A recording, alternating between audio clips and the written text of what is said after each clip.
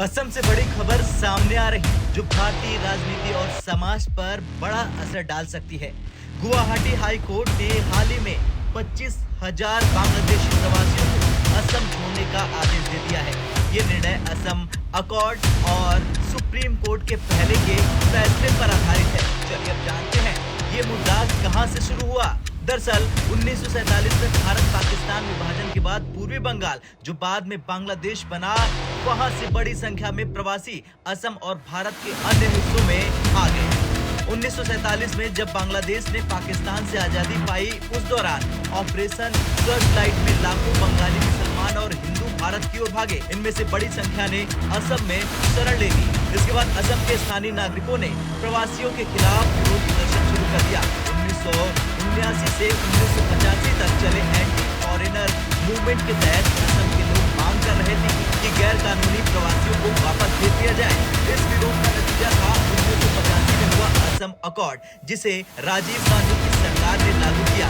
इस समझौते के तहत नागरिकता के लिए एक कट ऑफ तारीख तय की गई। 1 जनवरी 1966 से पहले भारत आए सभी प्रवासियों को नागरिकता दे दी जाएगी। 1 जनवरी 1966 से 24 मार्च 1971 के बीच आए प्रवासियों को 10 साल भारत में रहने के बाद नागरिकता मिल सकती थी, बशर्ते वे अपनी जानकारी फॉरेनर ट्रिब्यूनल में रजिस्टर करा दें। 24 मार्च 1971 के बाद आए प्रवासियों को अवैध माना जाएगा और उन्हें डिपोर्ट कर दिया जाएगा। अब बात करते हैं गुवाहाटी हाई कोर्ट के हालिया फैसलों की। बेगम जान नाम की महिला, जिन्हें 29 जून 2020 को बारपेटा फॉरेनर ट्रिब्यूनल ने विदेशी घोषित किया था, उन्होंने समय पर खुद को रजिस्टर नहीं कराया। सुप्रीम कोर्ट और असम के नागरिकता कानून के अनुसार इस लापरवाही के कारण उन्हें और उनके परिवार को डिपोर्ट किया जाना है। बेगम जान जैसे 5,000 लोग जो 1966 से 1971 के बीच असम आए थे, समय पर रजिस्टर नहीं करा पाए।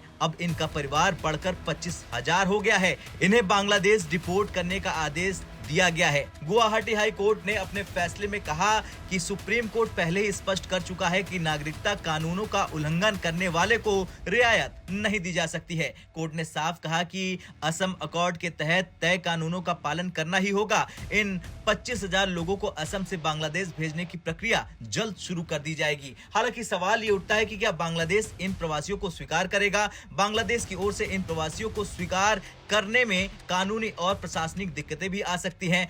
तब तक इन्हें असम के विशेष स्थानों में रखा जाएगा। ये मुद्दा भविष्य में और बड़ा राजनीतिक विषय बन सकता है। असम और केंद्र सरकार पर इससे भारी दबाव पड़ेगा। गुवाहाटी हाई कोर्ट का ये फैसला एक ऐतिहासिक कदम है, लेकिन इससे असम की राजनीति, समाज और प्रशासन पर गहरा असर पड़ सकता है। कर देखना ये होगा कि क्या ये समस्या का समाधान है या किसी नई समस्या की शुरुआत। आपका क्या कहना है इस रिपोर्ट पर? कमेंट कर जरूर बताएं। ब्यूरो रिपोर्ट, भारत तक।